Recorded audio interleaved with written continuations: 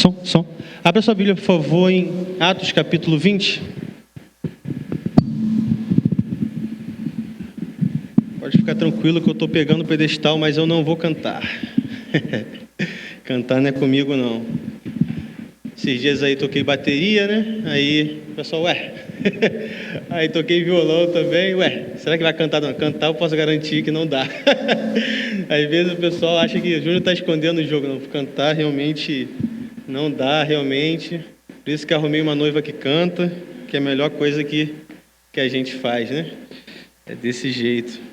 E a nossa igreja canta muito bem, é tão bom estar num culto onde a igreja canta junto. É ou não é, Luiz? Nós somos mutuamente edificados e é a expressão da graça do Senhor em nós e na vida um dos outros. Nós, no culto da manhã, iniciamos a nossa série, daqui a pouco vai ser projetada ali, Caminhar na Esperança, que é justamente a perspectiva da qual nós caminhamos, né? Caminhamos na esperança. Nós somos os seres da esperança, nós somos cristãos, caminhamos baseados na esperança. Só que isso, ao mesmo tempo que preenche o nosso coração, exige também, por se tornar algo tão geral, o fundamento da nossa vida. Você deve lembrar que, algumas décadas atrás, tivemos a campanha, né? Cristo, a única esperança, pela Junta de Missões Nacionais, e se tornou uma campanha histórica.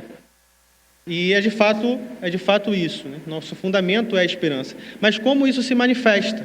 Nossa pergunta é essa.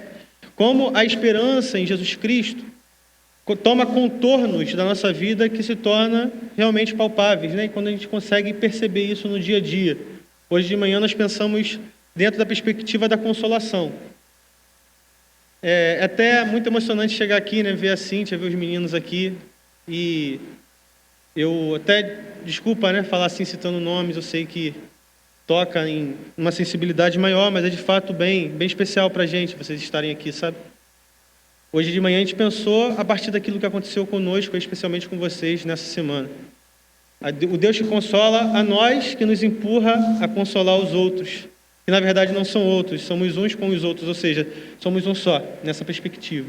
E a partir de agora nós vamos pensar, melhor dizendo, nesta noite, nós vamos pensar a partir da perspectiva da perseverança. O que a esperança promove em nós, nos levando a perseverar? Vamos lá, meus irmãos, capítulo 20, verso 17, diz assim a palavra do Senhor. Capítulo 20 do livro de Atos. De Mileto, Paulo mandou chamar os presbíteros da igreja de Éfeso. Quando chegaram, ele lhes disse: vocês sabem como vivi todo o tempo em que estive com vocês. Desde o primeiro dia em que cheguei à província da Ásia, servi ao Senhor com toda a humildade e com lágrimas, sendo severamente provado pelas conspirações dos judeus. Vocês sabem que não deixei de pregar-lhes nada que fosse proveitoso, mas ensinei-lhes tudo publicamente e de casa em casa. Testifiquei tanto a judeus como a gregos que eles precisam converter-se a Deus com arrependimento e fé em nosso Senhor Jesus. Verso 22. Agora, compelido pelo Espírito, estou indo para Jerusalém, sem saber o que me acontecerá ali. Só sei que, em todas as cidades, o Espírito Santo me avisa que prisões e sofrimentos me esperam. Todavia, não me importo, nem considero a minha vida de valor algum para mim mesmo, se tão somente puder terminar a corrida e completar o ministério que o Senhor Jesus me confiou, de testemunhar o Evangelho da graça de Deus. Agora sei que nenhum de vocês, entre os quais passei pregando o reino, verá novamente a minha face. Portanto, eu lhes declaro hoje que estou inocente do sangue de todos, pois não deixei de proclamar-lhes toda a vontade de Deus. Cuidem de vocês mesmos e de todo o rebanho sobre o qual o Espírito Santo os colocou como bispos, para pastorearem a igreja de Deus, que ele comprou com o seu próprio sangue. Sei que, depois da minha partida, lobos ferozes penetrarão no meio de vocês e não pouparão o rebanho. E dentre vocês mesmos se levantarão homens que torcerão a verdade, a fim de atrair os discípulos. Por isso, vigiem, lembre-se de que durante 3 anos jamais cessei de advertir cada um de vocês, noite e dia com lágrimas. Agora eu os entrego a Deus e à palavra da sua graça, que pode edificá-los e dar-lhes herança entre todos os que são santificados. Não cobicei a prata nem o ouro, nem as roupas de ninguém. Vocês mesmos sabem que estas minhas mãos supriram minhas necessidades e as de meus companheiros. Em tudo o que fiz, mostrei-lhes que, mediante trabalho árduo, devemos ajudar os fracos, lembrando as palavras do próprio Senhor que disse: há maior felicidade em dar do que em receber. Tendo dito isso, ajoelhou-se com todos eles e orou. Todos choraram muito e, abraçando-o, o beijavam. O que mais os entristeceu foi a declaração de que nunca mais veriam a sua face. Então o acompanharam até o navio. Curva sua cabeça. Vamos orar, por favor. Pai, nós te agradecemos, Deus, porque em torno da Tua palavra estamos, com ela aberta, acreditando, Pai, com fé, de que o Senhor fala aos nossos corações, Pai.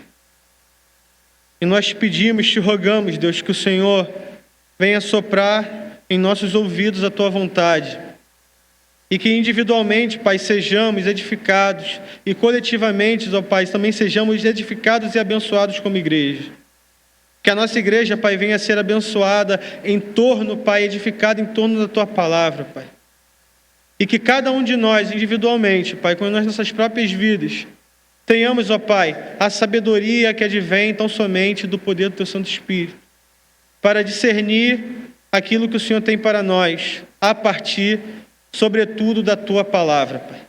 Obrigado, Deus, porque aqui estamos como igreja.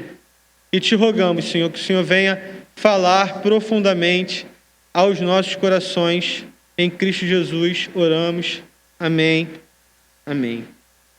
Como eu disse, nós vamos pensar esse texto a partir diretamente da perspectiva da perseverança, que é justamente a convicção de algo que eu tenho mais adiante, e nesse algo que eu tenho mais adiante, que eu ainda encontrarei, que em muitos casos eu não sei o que irei encontrar, mas eu sei que encontrarei algo. Existe um caminho a ser traçado até lá chegar, correto? E a perseverança é justamente você não cessar, mesmo quando as forças se esgotarem, você ainda assim ter coragem para enfrentar esse caminho até esse lugar final. Compreendendo que, a partir dessa convicção, você começa a entender a vida, não somente como esse lugar final, mas também como a beleza de um caminho. Consegue compreender? Como também a beleza de atravessar em perseverança, entendendo que a vida em Cristo não é baseada tão somente no final, mas sim naquilo que nós compreendemos, naquilo que nós aprendemos com o Senhor, diante do Senhor, no Evangelho, diante do Evangelho, no caminho. É a beleza do caminho. Perceba bem, se você olhar para a trajetória de Jesus com os seus discípulos, em momento algum, você vai ver Jesus desprestigiando o que eles estavam vivendo ali. Você vê sim palavras do seguinte: vocês ainda compreenderão, vocês ainda irão entender a plenitude. Isso aí você tem. Mas em momento algum você vê Jesus desprestigiando aquilo que ele estava vivenciando com eles ali, com os seus discípulos. E não somente com os discípulos, se você pensar na perspectiva da multidão, também com as multidões que ali estavam seguindo a Jesus. Por mais que não tivessem o mesmo comprometimento que os discípulos, porque são discípulos, precisavam ter. O fato é que existe também todo um ensinamento, toda uma lógica, toda uma compreensão de vida em todo o caminho. Em todo o caminho. É a perseverança.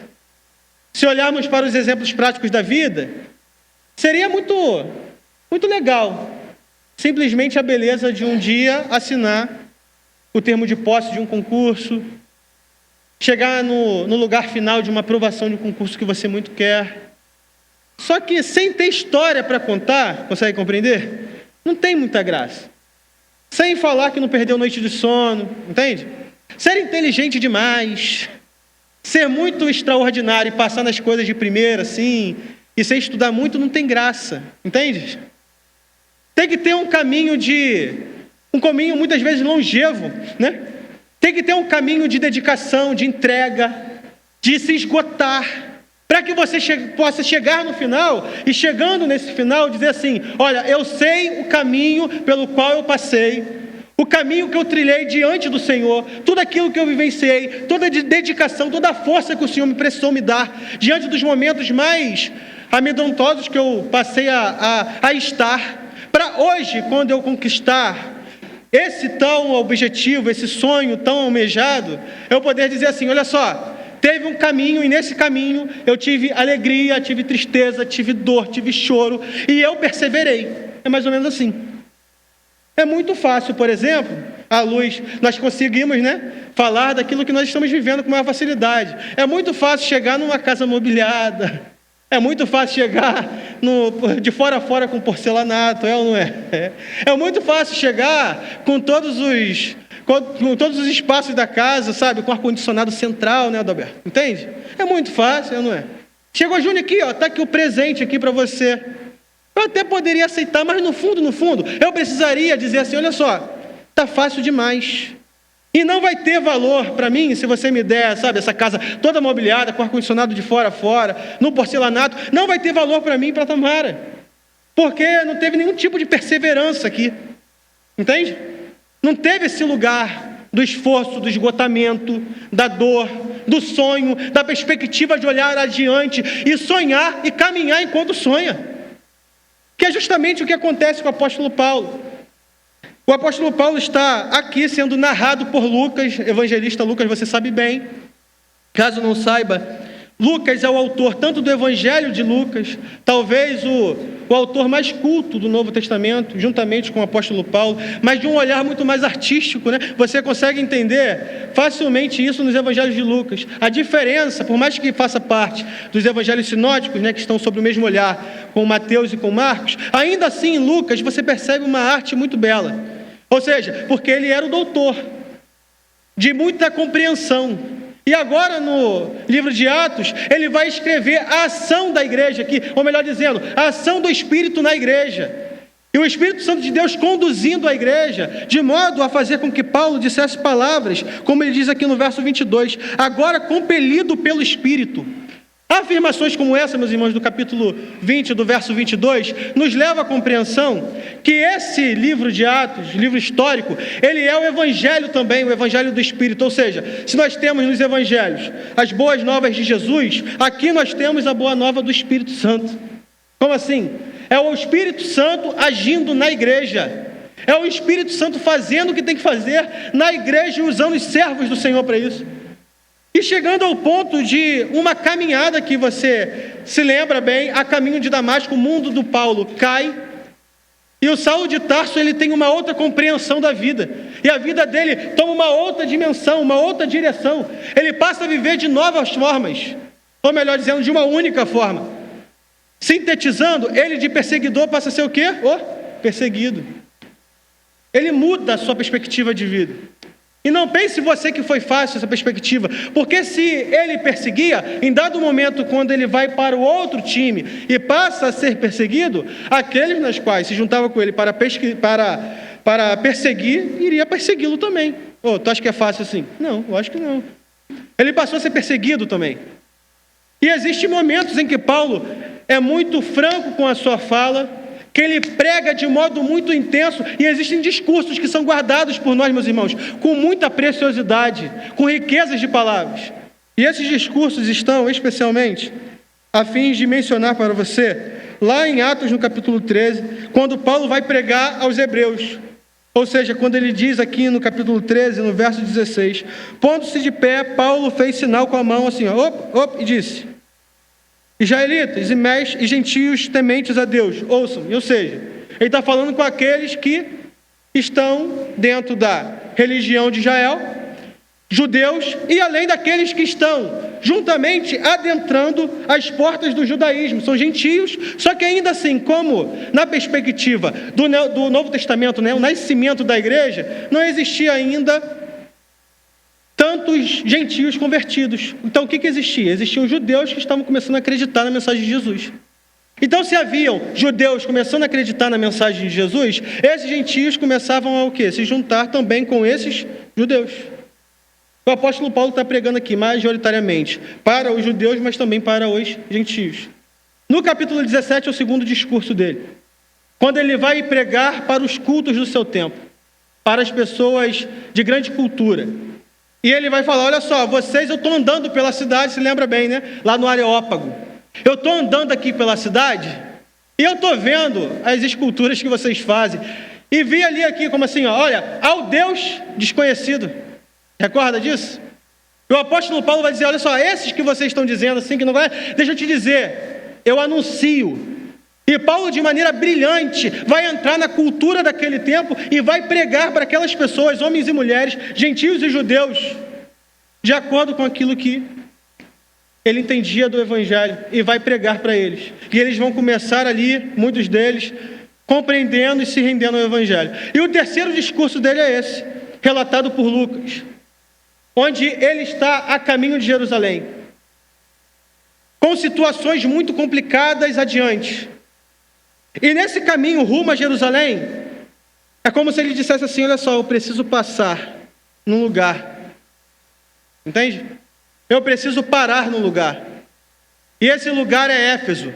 Porque eu passei lá 3 anos. Eu estive lá 3 anos, que é o que o texto diz aqui, Lucas registra para nós. Eu preciso passar lá em Éfeso. Só que ele é impedido de parar ali em Éfeso. Então o que ele faz? Ele para em Mileto. E esses líderes da igreja de Éfeso vão até Mileto para encontrar com Paulo. E aí ele começa esse discurso que nós lemos aqui.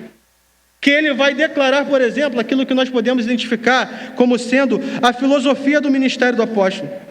Repare, por favor, no verso 24 do capítulo 20.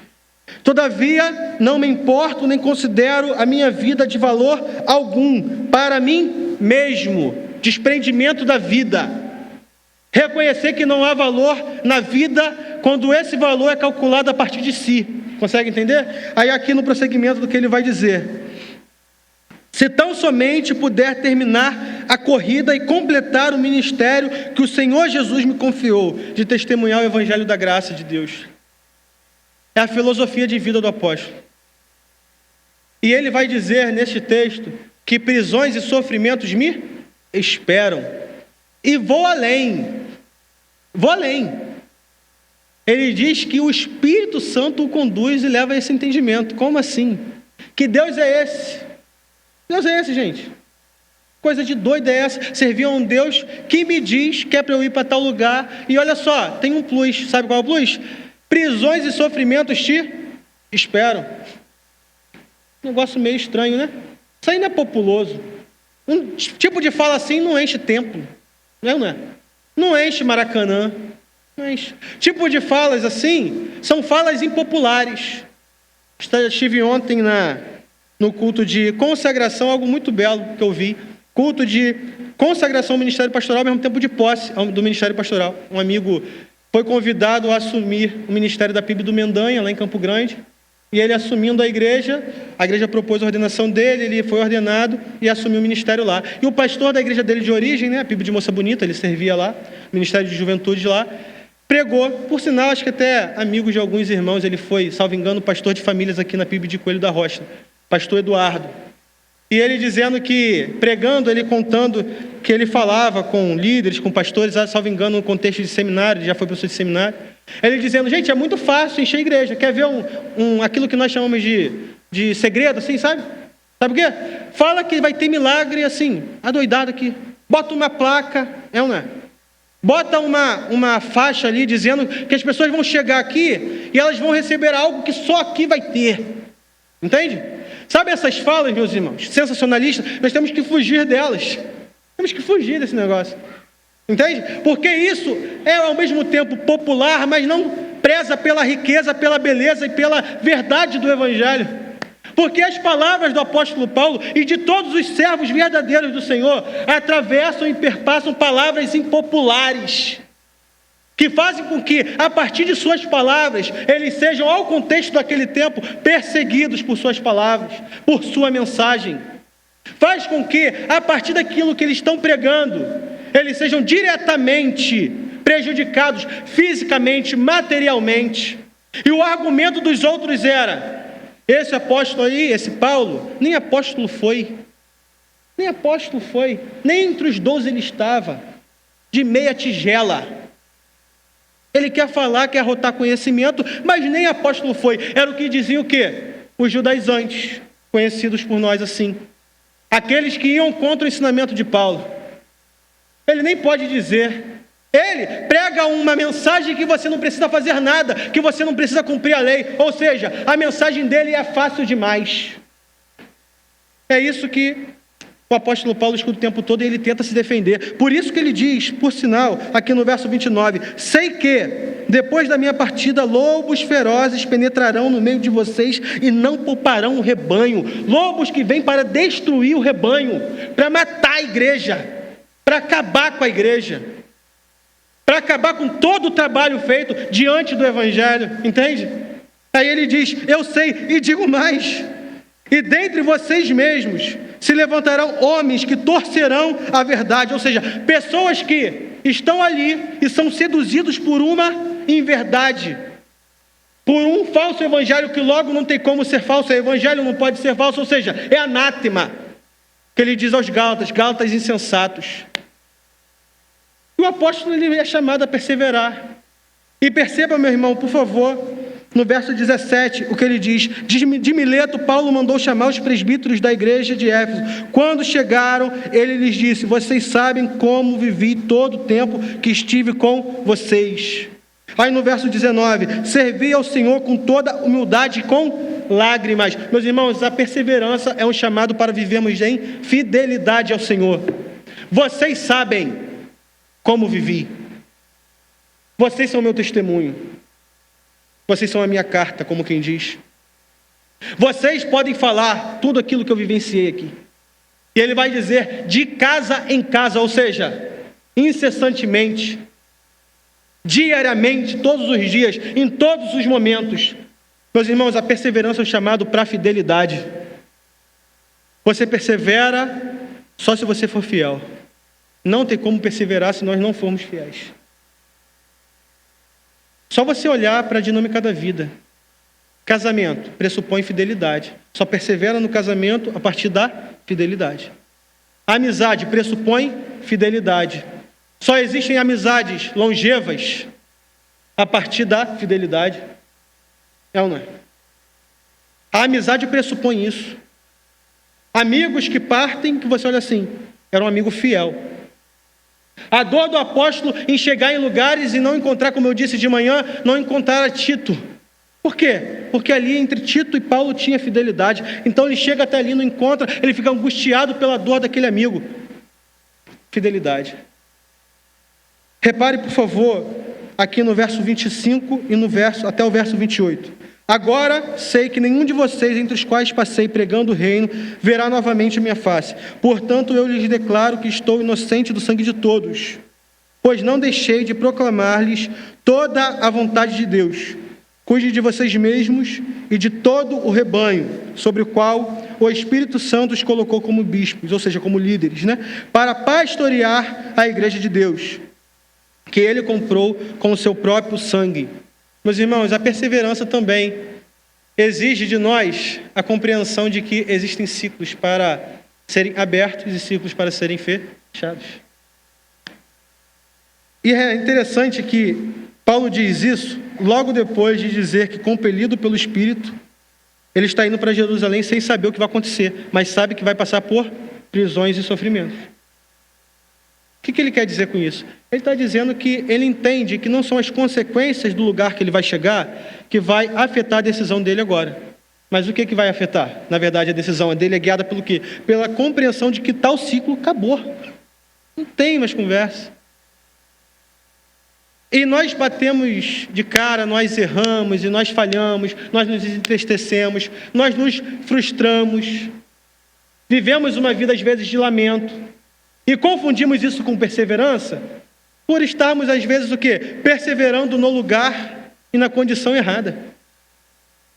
Por não entender que o ciclo de um lugar se fechou. O ciclo de uma decisão acabou.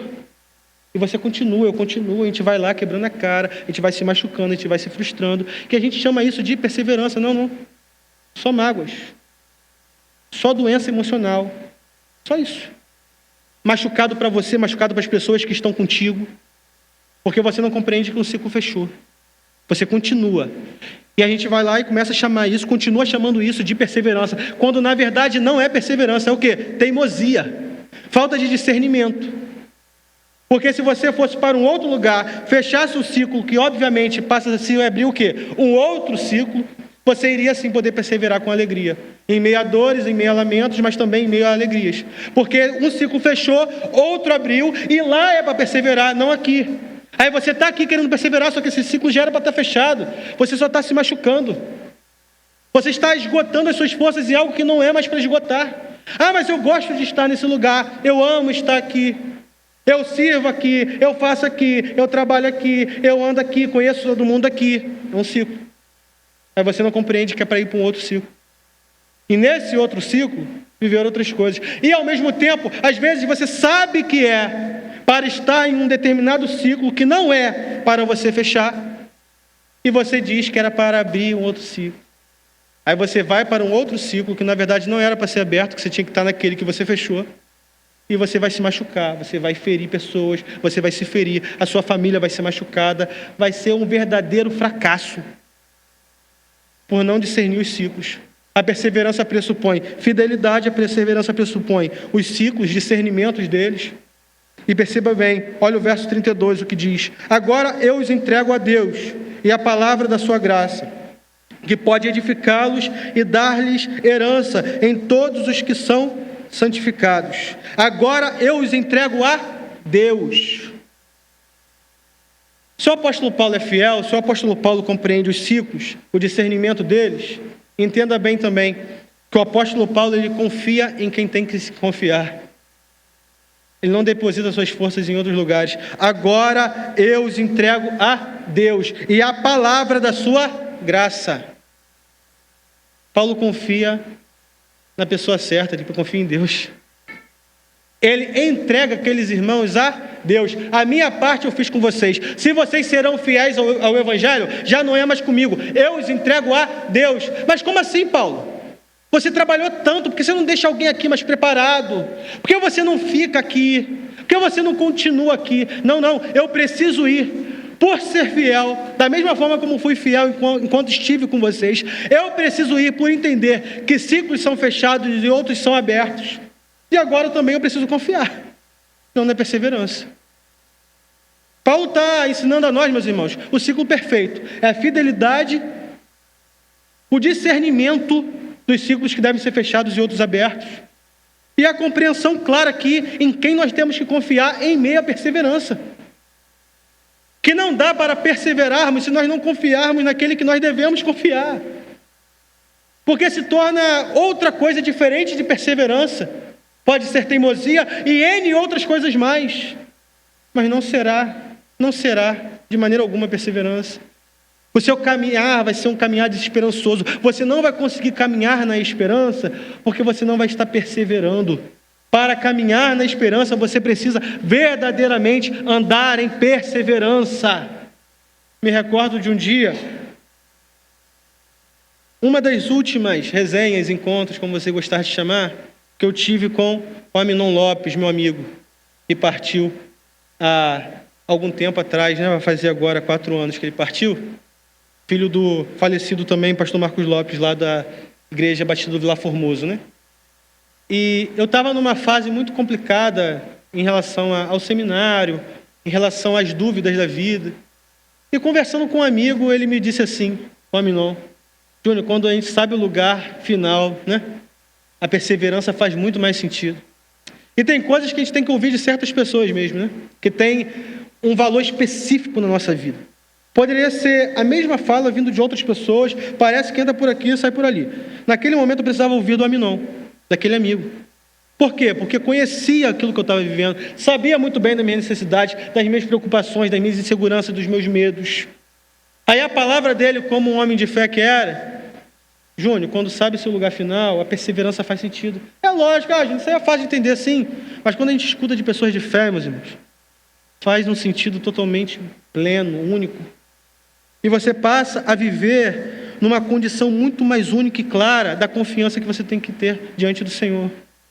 Eu os entrego a Deus. Agora os entrego a Deus a palavra da sua graça. Se nós temos que viver uma vida de fidelidade, de discernimento dos ciclos e de confiança, eu gostaria de destacar com vocês, finalizando, o que está aqui escrito no verso 36. Tendo dito isso, ajoelhou-se com todos eles e orou. Olha o verso 37. Todos choraram muito e, abraçando-o, o beijavam. O que mais os entristeceu foi a declaração de que nunca mais veriam a sua face. Então o acompanharam até o navio. Estou me lembrando aqui de um momento muito doce que eu vivi, que eu presenciei, que foi no culto de gratidão, de encerramento do ministério do pastor Emael Santana, pastor da minha criação, e do pastor Mauro também. 52 anos de ministério. Nós sabíamos que veríamos a face dele novamente. É diferente, o contexto é outro. Só que era a despedida dele, daquele homem de Deus, no ministério daquela igreja. A igreja entraria no processo de sucessão pastoral e todo mundo com medo, 52 anos de ministério. Ninguém ali tinha vivido sucessão pastoral naquela igreja. E eu me recordo da Giovana, filha, primeiro bebê que eu peguei no colo na igreja, sempre brinco assim com ela. Hoje já tem os seus 12 anos. Filha de um grande amigo, de uma grande amiga também. Ela tinha os seus 4, 5 anos na época. Ela puxou a calça assim do pastor Mael. Eu vi com meus próprios olhos, assim, uma distância de 2 metros, que eu estava ali para abraçar o pastor Mael Santana também. Ela puxou assim o pastor, aí o pastor olhou para ela, e o pastor era super tímido. Tipo assim, eu estava achando ela absurdamente descompensada puxando a calça do pastor Mael, que tinha que ter muita coragem para puxar a calça do pastor Mael. Mas ela puxou. Aí o pastor Mael olhou para ela assim: ela, pastor, por que o senhor vai embora? Aí o pastor olhou cheio d'água e falou: minha filha, eu preciso ir. Sabe, uma pergunta de uma criança. É mais ou menos isso que esses irmãos estão vivendo. Porque, lógico, não são 52 anos de ministério, o contexto é outro.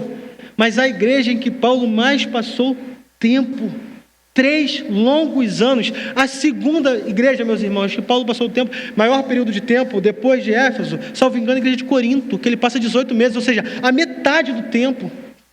Consegue entender? A metade, toda a entrega afetiva, emocional, de amor, toda a entrega de irmandade, pessoas que Paulo viu crescer, querendo ou não, em 3 anos, sim, que se desenvolver, casais que talvez ali se formaram, ou você acha que casamento só existe agora? Crianças nascendo, são afetos ali envolvidos, e o apóstolo Paulo tendo que ir, e o texto vai dizer que todos choraram, não foi só os irmãos de Éfeso, Paulo também chorou. Todos choraram e abraçando-o, beijavam, lamentando a partida. Só que o que mais os entristecia é a certeza de que nunca mais o veriam. Aí eu me lembro da despedida da Giovana com o pastor Mael. Pastor, por que o senhor vai? Preciso ir.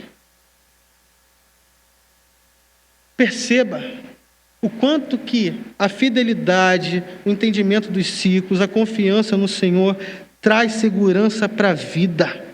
A Giovana não retrucou. Ela ouviu a palavra do pastor, entendeu.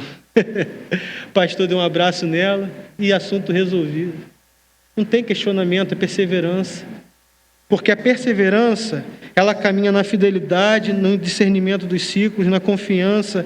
E eu termino justamente fazendo menção a esses versos, esse beijo, esse abraço, essa tristeza da partida, essa apreensão diante de não saber o que vai acontecer com o apóstolo, como sendo um ensinamento de que nós não devemos negar o que nós sentimos. A perseverança não é negação da vida e da realidade. A perseverança é sim fidelidade, discernimento, confiança, mas a perseverança também é vulnerabilidade. Pastor, por que o senhor vai? Paulo, por que você vai, Paulo? Fica aqui com a gente. Paulo, todo mundo quer que você fique aqui, tio Paulo. Paulo, que você não fica aqui? Todo mundo aqui te ama. O Senhor é o nosso apóstolo. O Senhor é o nosso pastorzão. Fica aqui. Todo mundo quer que o Senhor fique. E ele vai. E todo mundo chora. Porque o choro é o reconhecimento de que perseverar é também para as pessoas fracas, não para aqueles inabaláveis que não choram. A perseverança é para quem chora, é para quem sofre. A perseverança é para quem se alegra. A perseverança é para todos nós. Curva sua cabeça, feche seus olhos e vamos orar. Graças te damos, Senhor, porque a partir da vida de servos do Senhor, como o apóstolo Paulo, nós aprendemos o que é a perseverança. E Deus, nós te rendemos graças, Pai, porque o Senhor é tudo em todos. O Senhor, Pai, nos chama à fidelidade. O Senhor, Pai, nos convoca ao compromisso, à confiança. O Senhor, Pai, opera em nós a Tua vontade e nos impulsiona ao Teu serviço, Pai. É o Senhor quem faz. Obrigado, Deus, porque é o Senhor a fonte de toda consolação, como lemos de manhã, e o Senhor também é a fonte de toda perseverança. Obrigado, Pai, por Tua graça em nossas vidas. Em nome de Cristo oramos. Amém. Amém. Louvado seja o Senhor. Fique de pé, vamos louvar o Senhor juntos.